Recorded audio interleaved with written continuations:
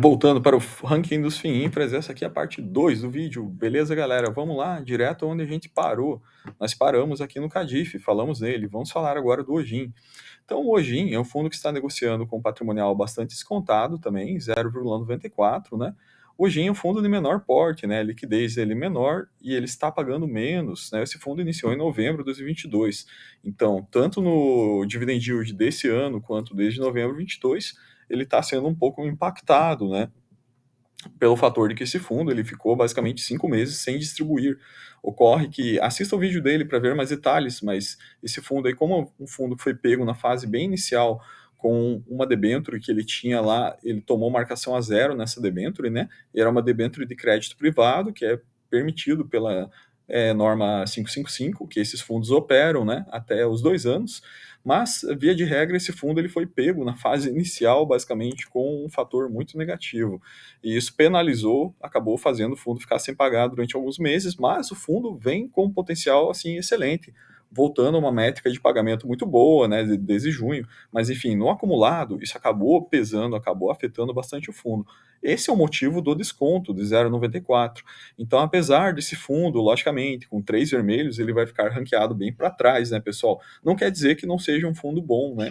Pelo contrário, eu acho que esse fundo tem as qualidades dele, né, tem feito um bom trabalho, e a tendência, como ele está negociando, é abaixo do patrimonial, né, é a tendência que o fundo, né, cresça em número de cotistas, à medida que os cotistas vejam que a gestora GR está conduzindo um bom trabalho nesse fundo aqui.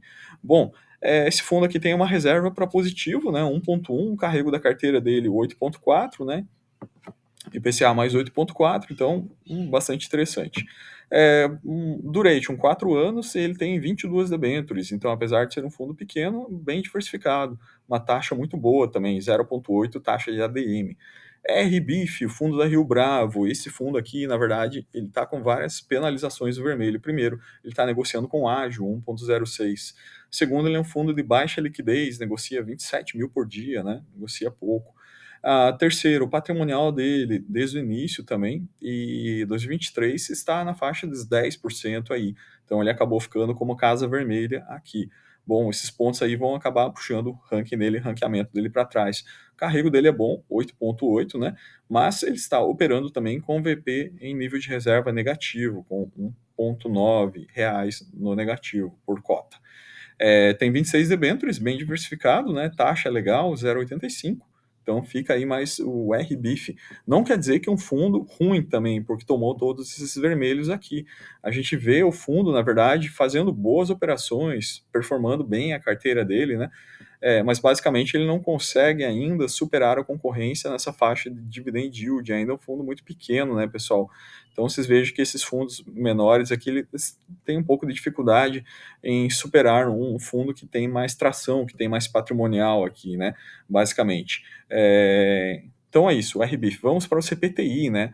CPTI, negociando aí praticamente muito próximo patrimonial, né? Essa semana também, galera, sexta-feira, abriu uma janela de compra fantástica nele também, baixou bem o preço aí, e deu uma janela de oportunidade muito interessante.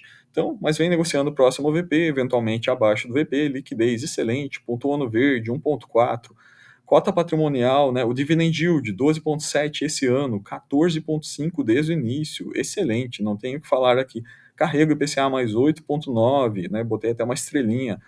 Está com reserva positiva, 0,6, tem 47 debêntures, extremamente diversificado, e a taxa de ADM 1 não tem performance, então veja, um fundo bem balanceado, hein? Por aqui, a gente já olha que no ranking ele vai ser colocado em posições, né, lá para frente, lá no início, né? IFRA 11 também sendo negociado praticamente no VP, liquidez excepcional, ficou no verde, né, 1,2 milhões por dia. Dividend yield esse ano, 12,3, desde o início, 2,4. O IFRA é um fundo muito regular, pessoal, então perceba, ele consegue pagar com uma regularidade muito boa. Carrego da carteira, IPCA mais 8, e ele tem caixa para positivo, ele tem 0,8 de caixa positivo. Duration, 6,1 anos, 23 debêntures, e ele tem aqui uma taxa de administração de 0,85, não tem performance. Então, esses componentes aqui fazem um IFRA, um fundo muito balanceado também. Concordam comigo? É um fundo que interessante, né, para a gente estar avaliando para a carteira. Juro 11, vamos aqui para os fundos da Sparta agora, né? Juro 11 negociando com o ágio, né? Então, a liquidez dele muito boa. Aqui a parte de distribuição, 12,9 no ano, 14,5 desde o início. Um fundo muito consistente na distribuição também. Carrego de PCA mais 7,7. Na verdade, isso aqui está um pouco mais alto, pessoal. Ficou na faixa verde, ele já está acima de 8 aqui, tá? Variação do VP com positivo. O fundo tem reservas, beleza? Tem 0,8 aqui de reservas. Duration dele 5,2 anos, fundo extremamente diversificado, 48 debêntures, taxa de administração de 1, não tem performance. Então, novamente, juro, um fundo extremamente balanceado, como todos os demais, os dois aqui que a gente viu, CPTI, IFRA, juro, são fundos assim, muito parelhos, né? Muito parecidos em nível de qualidade e diversificação. O único ponto negativo do juro, negociando com ágio aqui, né? Vamos esperar alguma oportunidade e janela de entrada melhor nesse fundo, né? Mas basicamente é um ótimo fundo, é um ótimo fundo também. Os fundos da Sparta, gente, eles fazem um bom trabalho, né? Tem muita polêmica aí nos fundos da Sparta, o pessoal fala às vezes, mas deixou de distribuir um mês, né? Mas o regulamento do fundo é muito claro, né? Então, para quem entende a dinâmica do fundo, consegue sim rentabilizar muito bem esse fundo, como a gente está vendo desde o início. Quem esteve nesse fundo aqui, né, está tendo uma rentabilidade 14,5 líquida. Já imaginou, gente? Se isso aí, se você for fazer um gross up disso, né? Isso aí vai dar 16%, 17%. Que investimento te paga isso aí? Eu te pergunto, né? Vai no fundo de CRI, high yield lá, do tiro, porrada e bomba, e essas coisas que tem por aí no mercado, compra uma porcaria dessa com junk bonds e a gente quebra a cara com isso aí. Então veja a vantagem, né, da gente estar exposto num fundo que tem, sei lá, 48, 47 debêntures, o que a gente tem visto aqui, né? Estar seguro investindo em infras aqui com uma rentabilidade dessa isenta de tudo, incluso ganho de capital. Então, isso que eu vejo, no meu entendimento, uma das maiores alavancas desses fundos aqui. Bom, vamos seguir em frente, né? Então, a gente viu o juro aqui muito bem balanceado também, certamente na nota final ele vai ficar muito bem. Agora vamos para o CDI. Então, o CDI é um fundo que está negociando no VP. Olha, pessoal, na minha opinião, esse fundo aqui é um dos fundos, hoje, atualmente, é um dos fundos mais underrated da nossa B3 e se tratar de FII Infra. Acho que a galera não se deu conta ainda das benesses, das particularidades que fazem esse fundo estar serem um dos melhores aqui da nossa B3. Logicamente, isso vai aparecer no ranking, né? O ranking é a matemática, então vai aparecer isso tudo de forma de nota. Então, esse fundo da Sparta, para mim, está fazendo um trabalho excepcional, né? E vamos voltar com mais detalhe aqui nele. Então, vamos lá, a gente parou no CDI. Olha só, o CDI negociando, né, no patrimonial, por vezes até abaixo disso, tá? Então, vamos ficar de olho aí. O patrimônio dele, né, 156 milhões, o fundo passou pela terceira emissão, na verdade, cresceu até de patrimônio, tem uma liquidez boa, 622 mil por dia, né? É um fundo que está pagando 17% desde o início nesse ano, logicamente pelo fundo ter iniciado no início de fevereiro, né? Então está pagando 17% desde o início. Ele bate para quase todos os fundos em nível de dividend yield aqui nesse ano, né? Logicamente esse fundo ele nasceu lá no evento do spread de crédito da Americanas, então ele comprou muito spread descolado da curva e fez muita compressão de spread, mas isso é mérito do fundo, né, gente? Não tem como falar, não, foi o fundo fez lá voo de galinha, né? Você percebe que o fundo se aproveitou de uma condição para fazer ganho de capital, entregou para o cotista, né?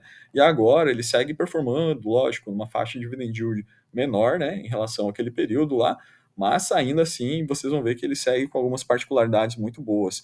Ele tem um carrego CDI mais 2,2, ele tem operações em CDI e ele é o hedge total, ele faz hedge total da carteira. Então é um fundo que, de certa maneira, ele como composição de carteira, ele casa muito bem, pessoal, porque os demais fundos, a maioria deles aqui, são um fundo que está com exposição direta à curva de juros, né? Com IPCA+, né? Então a gente tem alguns fundos que fazem originação de operações via CDI, né? Eu posso citar aqui, por exemplo, o caso até do próprio RBIF, né? Ele faz originações de operações em CDI, mas isso é raro de ter uma originação em CDI. A maioria, ou o fundo pode usar um hedge para converter a carteira dele de IPCA para CDI. Então a gente tem basicamente três fundos que trabalham com essa política de hedge, né? ou seja, é um fundo que ele está com uma call de juros, praticamente. É um fundo que está apostando, né, contra o juros, está apostando a favor do CDI, porque ele faz um mecanismo de swap de indicador, onde ele negocia esse juro dele e troca isso por CDI, ele elimina o fator volatilidade. Então, esse ponto é importante a gente falar, porque basicamente tem dois fundos, três fundos que fazem isso, que trabalham com essa métrica aí. Então, são eles o fundo CDI da Sparta, que trabalha com hedge total de carteira para CDI, o SNID da Suno trabalha com hedge total de carteira para CDI, e o OGIN da OGR trabalha com hedge total de carteira para CDI. Então, isso é importante para a gente tomar decisão, não é verdade? Porque às vezes, para a composição de carteira, você quer ter alguns fundos IPCA+, você quer ter alguns fundos CDI+, também, para surfar e aproveitar bem e estar exposto ao CDI, né? Então, esses três fundos que eu falei para vocês, eles trabalham com hedge total de CDI, né? E isso propicia, logicamente, uma proteção de carteira muito interessante para a gente, né? Para a gente fazer uma composição boa de carteira. Pensem nisso, tá, gente?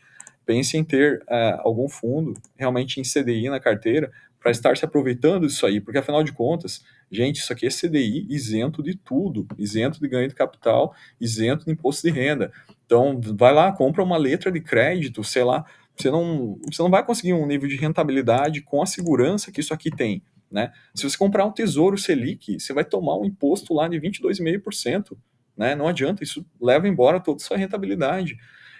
Mas eu vou comprar uma LCA que é isenta de tudo. Beleza, compra uma LCA. Você não acha LCA que paga 100% do CDI isento, não é verdade? A não ser para quem faz grandes investimentos, você vai investir, sei lá, acima de 1 milhão. Aí você acha LCAs melhores, né? Mas um grande desafio, quem tem aqui, quem encontrou uma LCA pagando 100% do CDI, né, para investidor normal, coloca aqui nos comentários, né? Porque isso é raro, você ter um investimento, digamos assim, na renda fixa seguro, que pague 100% do CDI isento. Às vezes a gente se ilude, você pega lá, não, mas eu vou pegar, sei lá, um CDI 120%. Quando você faz a retirada, né, do imposto proveniente disso, né, principalmente se você retira em um ano, você vai pegar a tabela regressiva, 22,5% até 15%, grande parte do seu rendimento já foi embora, né? Então, às vezes, um fundo 120 não consegue pagar nem 100, né? Dependendo do momento que você faz essa retirada, né? Então, gente, ficar de olho nisso aí, tá? Porque é difícil a gente achar um rendimento seguro de renda fixa, e os FIINFRAs, eles têm essa característica. Por exemplo, um fundo igual o CDI, que investe em 62 debêntures, né? Então, um fundo extremamente pulverizado, diversificado, as debêntures marcadas a mercado. Debênture tem muito mais liquidez que fundo de CRI, né? Então, isso, que fique claro isso, né? E debênture, um produto incentivado, que recebeu o carimbo da Lei 12.431. Então, assim, você está exposto, né, teoricamente, a uma renda fixa ali, praticamente, né? E essa renda fixa vai te entregar no final do período, né? No final da duration dela, vai te entregar o equivalente ao carrego da carteira, né? Então, é um investimento para longo prazo, assim, na minha opinião, sensacional, né? Então, por isso que é interessante a gente olhar aqui um fundo com essas características, por exemplo, do CDI, ou do SNID, né? Ou do OGIN, que são fundos que te pagam CDI isento de tudo, né, galera? E voltando no CDI, né, para a gente não delongar muito aqui, já fechamos ele, mas um fundo que tem um balanço excepcional. SNID trabalha com hedge CDI, por ele ser um fundo mais, assim, da Suno, os fundos da Suno têm aquele trabalho de divulgação que a Suno faz, então acabam sendo fundos que trabalham sempre com um pouquinho de ágio, né, pessoal? Mas aqui ele está com ágio de 1,02, ele negocia sempre com ágio, é difícil achar ele barato, hein? Liquidez dele 0,25, uma liquidez média, ele paga bem consistente, paga sempre 1,15 por mês, né, decisão do gestor. Isso significa 14,5 de dividend yield, né, esse fundo aqui tem menos de 12 meses. Carrego de CDI dele, equivalente CDI mais 2,5, tem uma taxa de 0,95, ele tem 17 debêntures, ele tem uma reservinha aqui, um pouquinho de reserva. Então, um fundo bacana também. XPID, com desconto, 0,95 de desconto no XPID.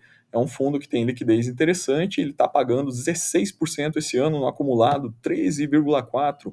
Tem um carrego excepcional, 9,7%, né? O ponto de atenção é que ele tem menos debêntures, beleza? A variação do VP dele praticamente na neutra, comparando com o ano passado, ok?